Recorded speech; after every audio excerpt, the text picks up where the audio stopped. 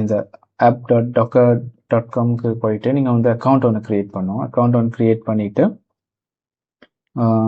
இங்கே பர்சனல் டோக்கன்ஸில் போயிட்டு நீங்கள் வந்து நியூ டோக்கன் வந்து ஜென்ரேட் பண்ணணும். நான் இங்கே வந்து CI/CD டெமோன்னு ஒரு டோக்கன் ஒன்று க்ரியேட் பண்ணியிருக்கேன்.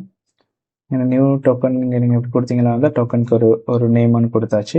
இங்கே வந்து கேட்கும் ரீடா ரைட்டா, இது ரீட் அண்ட் ரைட் கொடுத்துட்டு ஜென்ரேட் கொடுத்தீங்களா இருந்தால் எக்ஸ்பைரி டேட் கொடுக்கலாம். ஒரு டோக்கன் ஒன்று க்ரியேட் ஆகும். காப்பி பண்ணி அந்த டோக்கனை காப்பி பண்ணி எடுத்து வச்சுக்கணும். லைக் இந்த மாதிரி உங்களுக்கு ஒரு டோக்கன் ஒன்று வரும்.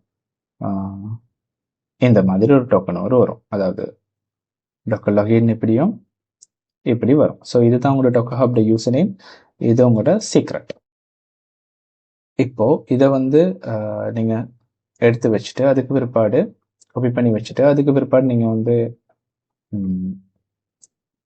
அவங்களோட கிட்ல வந்து செட்டிங்கில் போயிட்டு இந்த கார்னரில் இருக்க செட்டிங்கில் போயிட்டு இங்கே பார்த்தீங்கன்னா சீக்ரெட் அண்ட் வேரியபிள்ஸ்னு ஒரு ஆப்ஷன் இருக்கும். அதில் ஆக்ஷன்ஸ்னு ஒரு வேரியபிள் டேப் இருக்கும். அதை கிளிக் பண்ணிவிட்டு இங்கே நியூ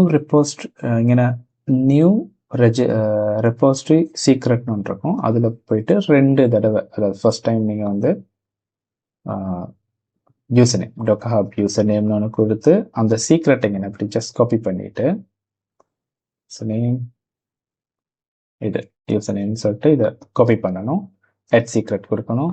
எகெயின் திருப்பி இருக்கா இன்னொரு தடவை கிரியேட் பண்ணி டோக்கன் காப்பி பண்ணி இந்த டோக்கனை இப்படி கொடுத்து சீக்ரெட் கொடுக்கணும். கொடுத்த பிற்பாடு ஆட்டோமேட்டிக்காக இப்போ நீங்கள் வந்து கிட் இதில் போயிட்டு CI/CD MLல போயிட்டு நீங்கள் கொடுக்குறப்போ நீங்கள் எங்கேயுமே இப்போ